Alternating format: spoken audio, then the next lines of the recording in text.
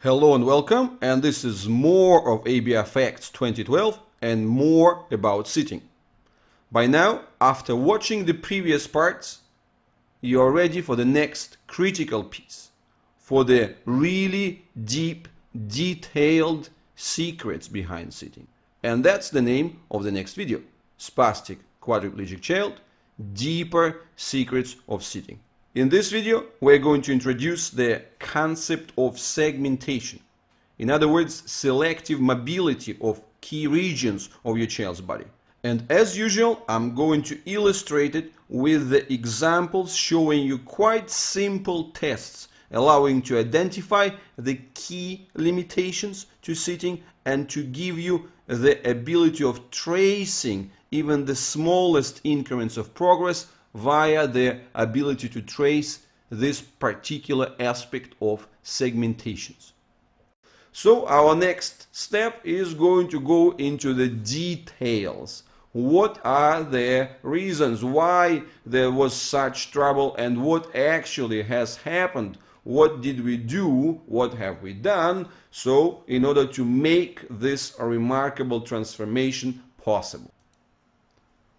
So this section of the video is having a title Segmentations, namely the mobilities between the selective parts of the body, and this is even deeper dig or deeper dive into the components of movement. So these are the building blocks out of which larger movements like sitting are being made. So what we're seeing before, the first thing that we're going to look at is, of course, the movement of the head. And this is really the key. So again, what we've experienced before, it was completely impossible to bring the head forwards. It was locked. And actually, you see, I had to support it with my own head when he was in sitting position. Otherwise, it was shooting backwards. Well, what's the big transformation? This is a selective test, of course, because we already seen the sitting position, is this. Selective improvement, or the improvement of the selective head movement, where the head starts moving separately from the entire body. Of course, this is far from being the complete normal and like proper isolation of the head, but again, you can see this is a major shift. So the head is no longer bringing paradoxical reactions, no longer pushing backwards when it's being moved forwards. So this is the major reason why he's actually now being able to do active movements himself. So this is the key lesson for you here. If your child cannot have the proper active, if your child cannot have proper passive movements, namely when you move the head for him, well, expecting that he is going to have a proper head control on his own would be highly unrealistic. So first you need to help him to rebuild this mobility, and then on the basis of that he would be able to take over and start doing his own things. Just this in the same way that this boy has managed to do.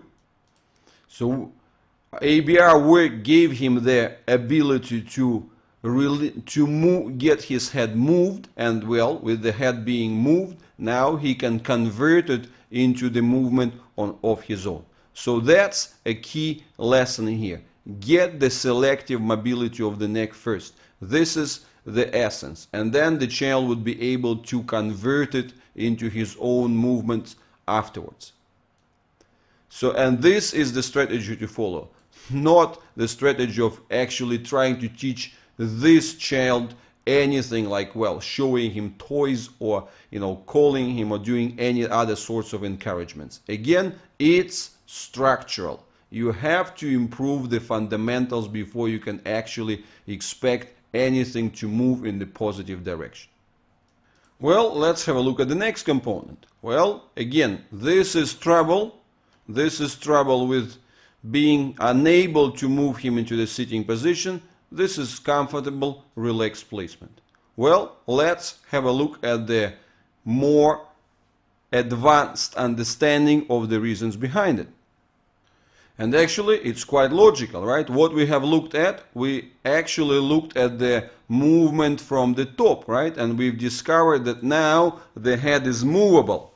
whilst before the head was giving us the opposite paradoxical reactions. So now what we're going to look at? We're going to look at the opposite side. We're going to look at the movements of the legs and see how well does that work. And what we're observing?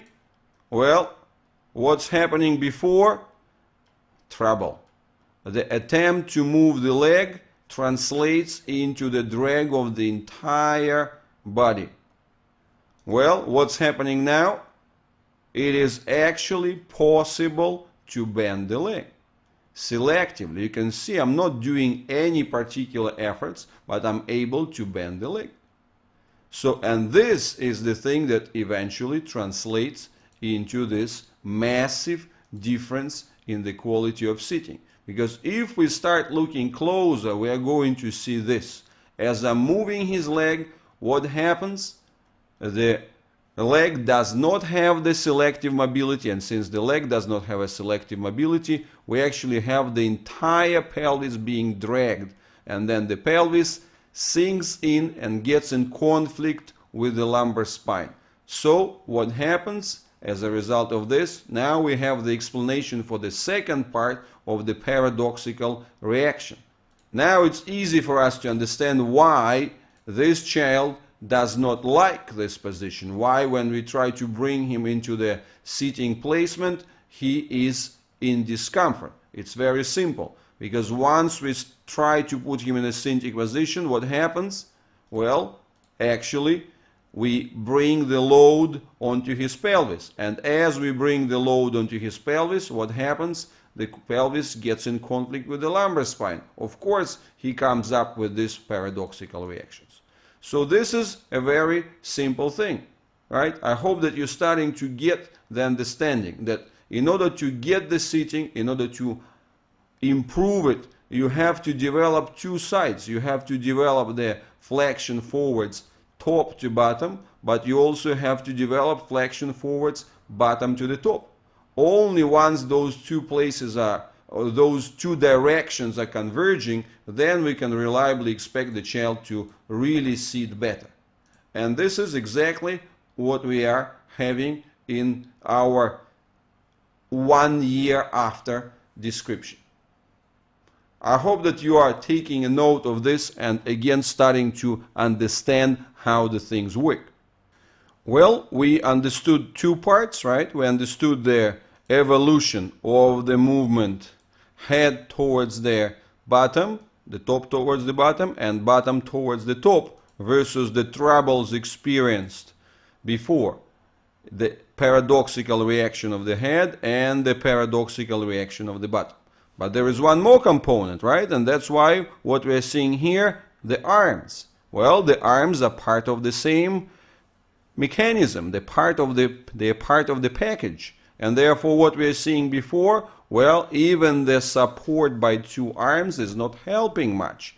Well, let's try to understand why the support by two arms is not helping much before, and why is it very much possible. We can change the arms, we can move the arms, we can get the selective mobility there. Why is it possible after? So again, there are selective tests that are going to help us to understand how it works. So this is an incredibly simple test. What I'm doing here, I'm just taking the child who is lying on his back by his arm and just moving it.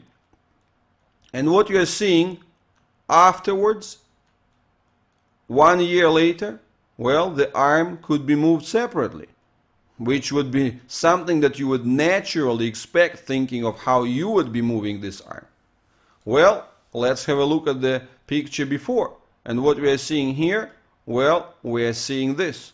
We are seeing that this smallest movements of the arm translate into the flip of the entire body back and forth.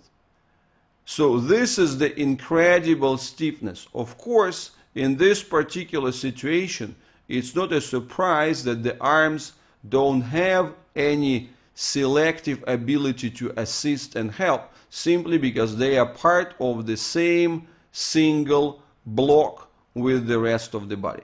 And if you want to have the arms moving, if you want to be the to have the arms which are going to be helpful and participant in the movement itself, well, it is essential that they would be movable in respect to the body. So, and that's why these simple tests explain us a lot. Before you can get to the situation where the arm would be working that well in separation or in segmentation with the trunk and the head in sitting position, you need to have simpler requirements fulfilled. Namely, the arm movable separately from the body, and you can see it very clearly. And if that does not happen, well, unfortunately, the best you can expect is this complete, rigid, stiff reaction. Well, again, it's quite straightforward logic. We've just analyzed all the key components. We've analyzed why this particular child has been in such a profound trouble. He has been in trouble because his head wasn't movable forwards. He has been in trouble because his pelvis was stuck and in conflict with his rib cage, and lumbar spine was giving him the paradoxical reaction. And at the same time, we've seen that his arms were completely fused with his body in any functional sense. So they were not selectively movable. Of course, in that particular condition, he was in deep trouble.